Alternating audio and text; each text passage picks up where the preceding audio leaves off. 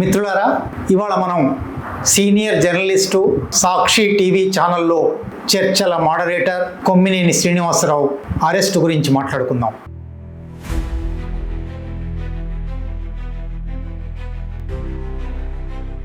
నిజానికి ఆంధ్రప్రదేశ్ రాజకీయాలు సమాజము ఎట్లా మారిపోయాయంటే అటో ఇటో ఏం మాట్లాడినప్పటికీ ప్రభుత్వాన్ని విమర్శిస్తే వైఎస్ఆర్సీపీ వైపు ఉన్నట్టు, వైఎస్ఆర్సీపీని విమర్శిస్తే ప్రభుత్వం వైపు ఉన్నట్టు అని ఒక విభజన రేఖ మనుషులందరినీ అటో ఇటో పడేసింది. కానీ ఈ రెండు అభిప్రాయాలను వ్యతిరేకించే, ఈ రెండు అభిప్రాయాలను విమర్శనాత్మకంగా చూసే ఒక మూడో అభిప్రాయం ఉండే అవకాశం ఉంది, ఉండాలి.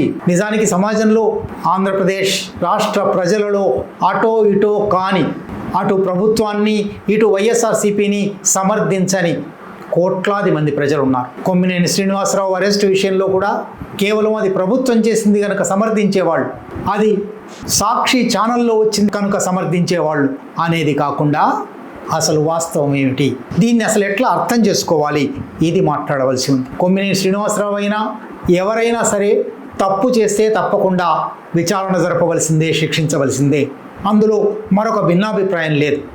కానీ కొమ్మినేని శ్రీనివాసరావు విషయంలో ఇప్పుడు జరుగుతున్న చర్చల సందర్భంగా ఆయన చేసిన తప్పు ఏమిటి, ఆ తప్పు మనోభావాలను గాయపరచడం లేదా షెడ్యూల్డ్ కులాల, షెడ్యూల్డ్ తెగల మీద అత్యాచారం వంటి తీవ్రమైన నేరాలకు సరిపోయేదేనా?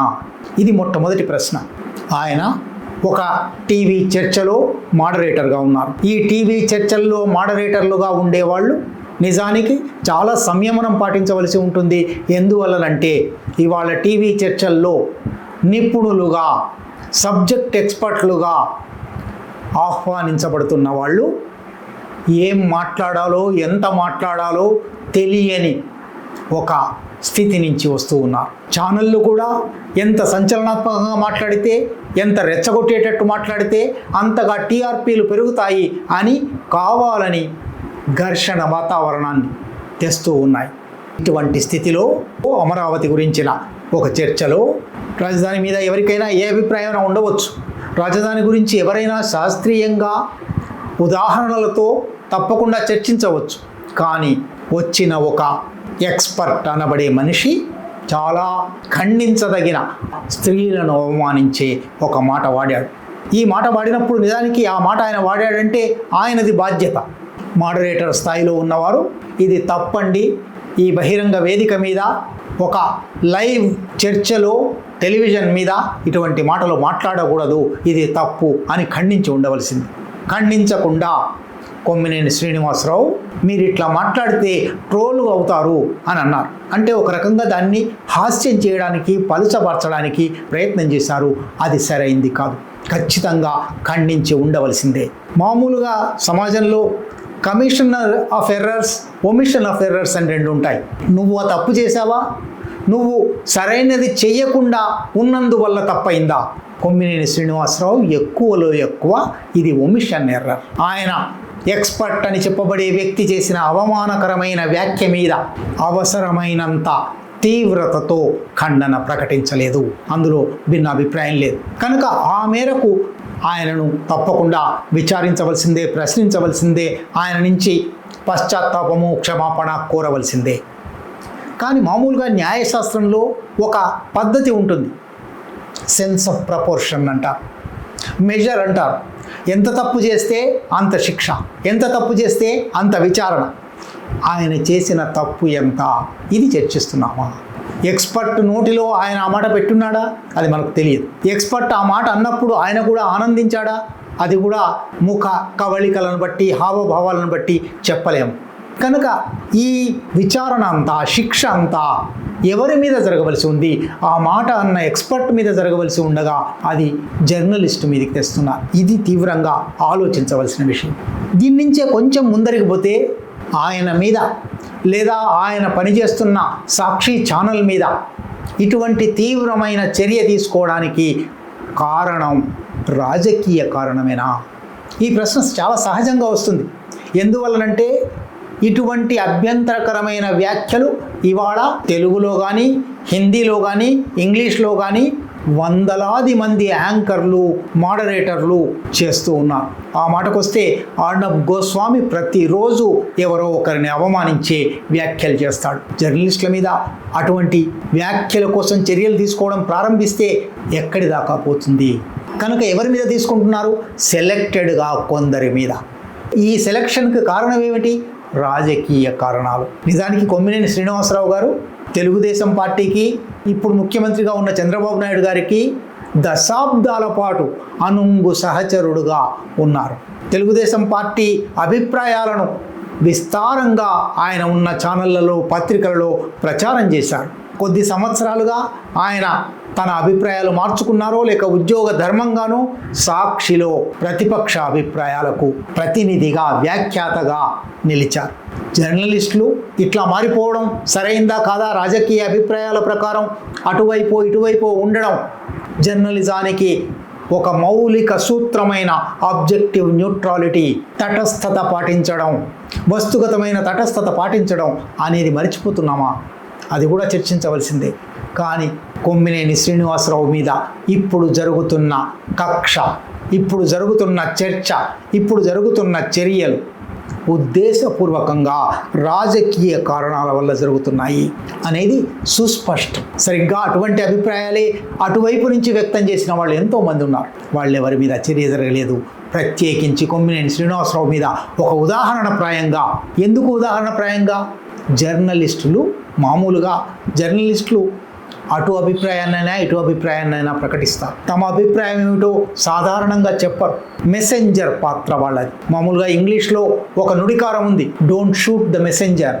మెసెంజర్ ఒక వార్త తీసుకొస్తున్నాడు, వార్త ఆయనది కాకపోవచ్చు, ఆ అభిప్రాయం ఆయనది కాకపోవచ్చు, ఆ అభిప్రాయం ఇంకొకరిది, అది పత్రికల్లో ప్రకటిస్తున్నాడు, ఛానల్లో ప్రకటిస్తున్నాడు, వాళ్ళ అభిప్రాయంగా ప్రకటిస్తున్నాడు. షూటింగ్ ద మెసెంజర్ అనేది ఎప్పుడు సరైంది కాదు. అందువల్ల జర్నలిస్టులకు ఏదో కొమ్ములు ఉన్నాయని, జర్నలిస్టులకు ఇమ్యూనిటీ ఉండాలని, జర్నలిస్టులు ఏం చేసినా బారాఖూన్ మాఫ్ అనాలని ఎంత మాత్రం అనడం లేదు.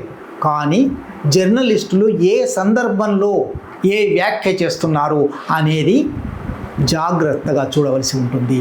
అది మాత్రమే కాదు, కొమ్మినేని శ్రీనివాసరావు విషయంలో 68 సంవత్సరాల వృద్ధుడు ఆయన. 68 సంవత్సరాల వృద్ధుడిని చేసిన తప్పుకో లేదా చేయని తప్పుకో ఇవాళ కేసుల మీద కేసులు పెట్టారు. కేసులు పెట్టడం మాత్రమే కాదు, ఇవాళ 14 రోజుల రిమాండ్కు, జైలుకు పంపించారు. ఇది సహజ న్యాయ సూత్రాల ప్రకారం చెల్లేదేనా? జర్నలిస్టుల మీద ఇటువంటి చర్యలు ప్రారంభిస్తే ఇవాళ అధికారం ఉంది గనక మా అధికారాన్ని కాదన్న వాళ్ళందరినీ, మమ్మల్ని ఎదిరించిన వాళ్ళందరినీ ఇట్లా ఏదో ఒక కేసులో ఇరికించి జైలుకు పంపిస్తాము, బెదిరిస్తాము, మాట్లాడలేని స్థితి కల్పిస్తాము అని ఎవరు అనుకున్నా, ఇటువైపు ఉన్న వాళ్ళు అనుకున్నా తప్పే, అటువైపు ఉన్న వాళ్ళు అనుకున్నా తప్పే. ఇది ఇవాళ జరుగుతూ ఉంది. ఇదంతా కొమ్మినేని శ్రీనివాసరావును అరెస్టు చేసి ఉండకూడదు, విచారణ జరిపి ఉన్నా పర్వాలేదు, కానీ ఆయన చేసిన తప్పు కన్నా మితిమీరిన శిక్షకు గురవుతున్నారు అనే ఒక అభిప్రాయం ప్రకటిస్తూనే ఇదే సందర్భంలో అసలు జర్నలిజానికి ఏమవుతున్నది ఇది ఆలోచించుకోవాల్సి ఉంది. జర్నలిజం గత కొద్ది కాలంగా ఏదో ఒక రాజకీయ పక్షపు అంటకాగే ఒక దుస్థితి ప్రారంభమైంది. ఈ దుస్థితిని వాళ్ళు ప్రశ్నించుకోవాలి. కొమ్మినేని శ్రీనివాసరావు అన్న మాట రైటా తప్ప, కొమ్మినేని శ్రీనివాసరావుకు శిక్ష విధించడం రైటా తప్ప కన్నా తీవ్రమైన చర్చ. జర్నలిస్టులు తమ సామాజిక బాధ్యతను వదులుకుంటున్నారా? తమ సామాజిక బాధ్యతను వదులుకొని ప్రజలకు జవాబుదారీ కావాల్సిన వాళ్ళు, లేదా ఒక చట్టబద్ధ పాలనకు, ఒక ప్రజాస్వామ్యానికి, ఒక రాజ్యాంగానికి జవాబుదారీ కావాల్సిన వాళ్ళు కేవలం ఒక రాజకీయ ప్రాబల్యానికి లోబడి ఒక రాజకీయ పార్టీ ఏమి చెప్పదలుచుకుంటే అది ఎంత అబద్ధమైనా ఎంత తప్పైనా సరే అది మాట్లాడడానికి సిద్ధంగా ఉన్నారా? అది మాట్లాడడానికి సిద్ధపడిన ఒక తరుణంలో జర్నలిస్టులు తమకు ఉండవలసిన క్రెడిబిలిటీని, విశ్వసనీయతను పోగొట్టుకుంటున్నారా? ఆ విశ్వసనీయత పోయిన సందర్భంలో వాళ్ళ మీద ఎటువంటి చర్యలు జరిగినా, వాళ్ళ మీద హింసాత్మక చర్యలు జరిగినా, వాళ్ళ మీద చట్టబద్ధమైన చర్యలు జరిగినా, వాళ్ళ మీద రాజకీయ కక్షలతో చర్యలు జరిగినా సమాజం పట్టించుకోని స్థితి. జర్నలిస్టులు అంటే నేను ముందే చెప్పినట్టు ఆంధ్రప్రదేశ్ సమాజం ఎట్లా విడిపోయి ఉన్నదో, జర్నలిస్టులో కూడా ఈ జర్నలిస్టు ఆ పార్టీతో ఉన్నాడు, ఆ జర్నలిస్ట్ ఈ పార్టీతో ఉన్నాడు అనే ఒక విభజనతో ఏ జర్నలిస్టును నమ్మని స్థితి, ఏ పత్రికను నమ్మని స్థితి, ఏ ఛానల్ను నమ్మని స్థితి జర్నలిస్టులే గత 2-3 దశాబ్దాలుగా తెలుగు సమాజంలో తెచ్చిపెట్టారా? ఇటువంటి అనేక విషయాలు. కొమ్మినేని శ్రీనివాసరావు అరెస్టు సందర్భంలో ఆ అరెస్టు న్యాయమైనదే అనుకున్న వాళ్ళైనా అన్యాయమైనదే అనుకునే వాళ్ళైనా తప్పనిసరిగా కొమ్మినేని శ్రీనివాసరావుతో చర్చ ఆగిపోకూడదు. అమరావతి మీద చర్చలో సాక్షి టీవీ ఛానల్లో ఏ మాటలు వచ్చాయి అనే దగ్గర చర్చ ఆగిపోకూడదు. అసలు ఇవాళ తెలుగు సమాజంలో జర్నలిస్టుల స్థితి ఏమిటి, జర్నలిస్టులు ఎర్నలిస్టులు అయిపోయారు అనే ఒక నిందాపూర్వకమైన వ్యాఖ్య వినబడుతున్నది. అటువంటి స్థితిలో తెలుగు జర్నలిజం ఎటు పోతున్నది ఆలోచించడానికి ఇది ఒక సందర్భం.